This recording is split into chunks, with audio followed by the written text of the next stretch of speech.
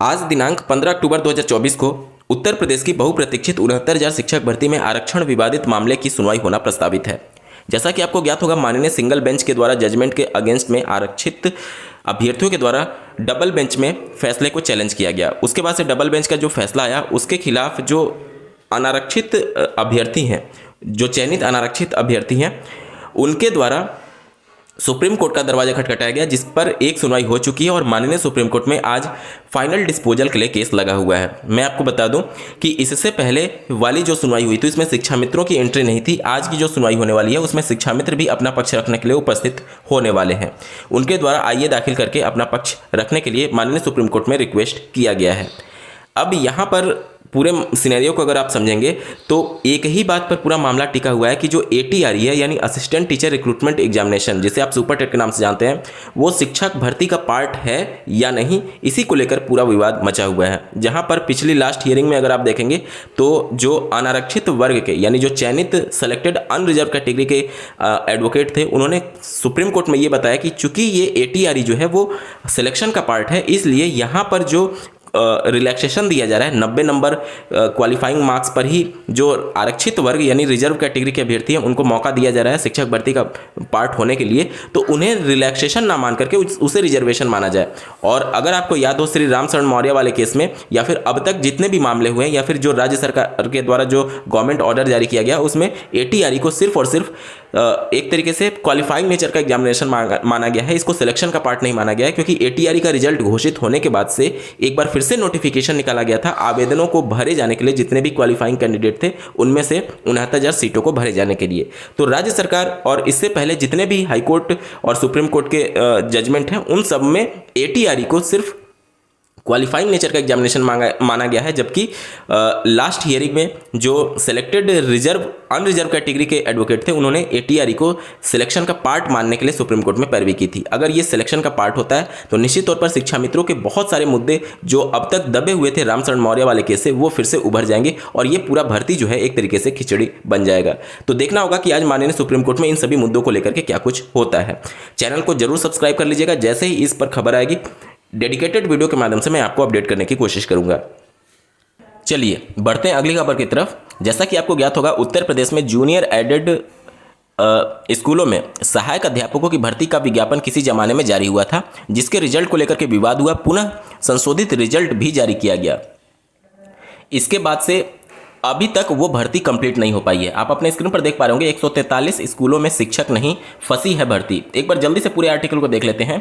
सूबे के अशासकीय सहायता प्राप्त जूनियर हाई स्कूलों में सहायक अध्यापकों के 1504 और प्रधानाध्यापकों के 390 पदों पर 3 साल बाद भी भर्ती नहीं होने के कारण इन स्कूलों में ताला पड़ने की नौबत आ गई है।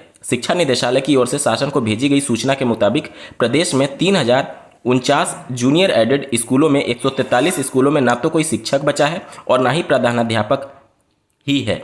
यदि चयन प्रक्रिया जल्द पूरी नहीं हुई तो कई अन्य स्कूलों में ताला पड़ जाएगा। हाईकोर्ट से भर्ती का रास्ता फरवरी में ही साफ हो चुका है, लेकिन बेसिक शिक्षा विभाग के अफसर अब तक नियुक्ति प्रक्रिया शुरू नहीं कर सके हैं।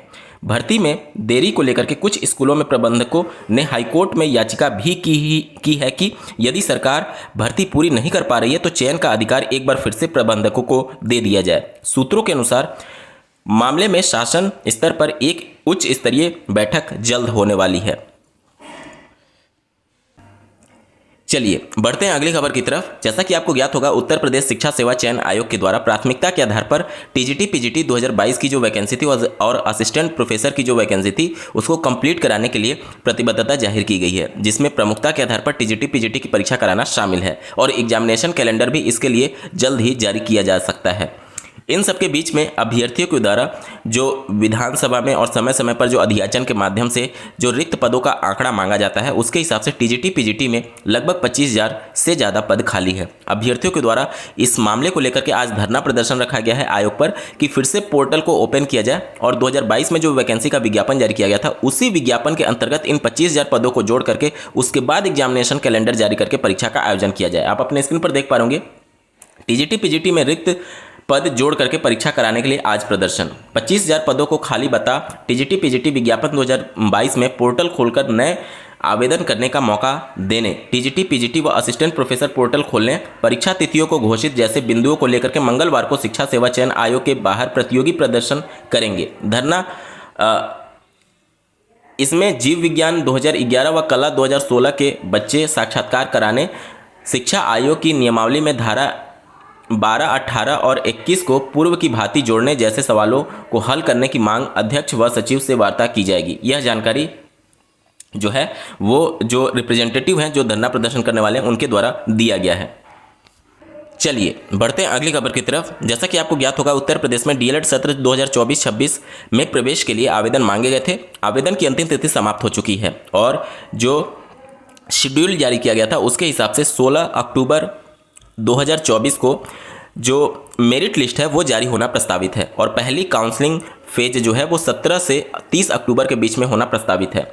इसी के बीच में अगर आपको याद हो तो माननीय इलाहाबाद हाईकोर्ट के द्वारा जो मिनिमम क्वालिफिकेशन था उसको लेकर के एक आदेश पारित किया गया था कि जितने भी इसमें पिटिशनर थे उनको इंटरमीडिएट के बेस पर ही इस चयन प्रक्रिया में शामिल कराया जाए और जो पूरा यहाँ पर मिनिमम एजुकेशनल क्वालिफिकेशन रखा गया है ग्रेजुएशन में 50%, उसको क्वैश करते हुए जो राज्य सरकार की नियमावली है उसमें संशोधन करते हुए भविष्य में जितने भी डीएलएड में प्रवेश होंगे उसमें इंटरमीडिएट बेस पर ही इसके संबंध में प्रवेश लेने के लिए आदेश पारित किया था। इसी के बीच में जो पीएनपी सचिव थे उन्होंने अपना वक्तव्य भी दिया था कि हम इसके अगेंस्ट में डबल बेंच में जाएंगे। हालांकि अभी तक डबल बेंच में कोई भी याचिका दायर नहीं की गई है। इसी को लेकर के संशय बरकरार है कि कल काउंसलिंग के लिए जो मेरिट लिस्ट है वो जारी हो पाएगी अथवा नहीं, क्योंकि अगर उन अभ्यर्थियों को शामिल ना कराया गया और कोई याचिका भी नहीं दायर की गई, मतलब इस फैसले को चैलेंज नहीं किया गया, तो कोर्ट ऑफ कंटेम्प्ट होगा, जिसकी वजह से अभ्यर्थी फिर से कोर्ट का दरवाजा खटखटा सकते हैं और पूरी काउंसलिंग प्रक्रिया पर रोक लगाई जा सकती है। तो इन सभी चीज़ों को लेकर के अभी तक स्थिति स्पष्ट नहीं है। वहीं पर अगर कुल आवेदनों की संख्या की बात करें तो इस बार 3,14,377 अभ्यर्थियों ने रजिस्ट्रेशन कराया है। इसमें से 2,79,245 ने फीस जमा कर दी है और फीस जमा करने के बाद से आवेदन का प्रिंट आउट और सारी जो एक तरीके से फॉर्मेलिटीज होती हैं उन सबको कंप्लीट करते हुए आवेदन को पूर्ण करने वाले अभ्यर्थियों की संख्या 2,78,783 है।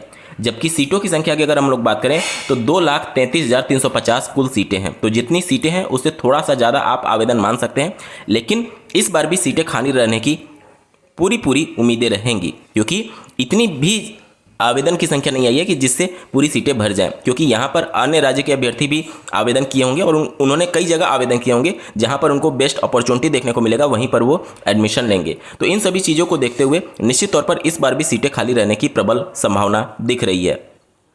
आज के वीडियो में बस इतना ही। ऐसे ही महत्वपूर्ण अपडेट के लिए इस चैनल को सब्सक्राइब करना ना भूलें। इस वीडियो को देखने के लिए आपका बहुत बहुत धन्यवाद। भगवान करे आपका दिन शुभ हो।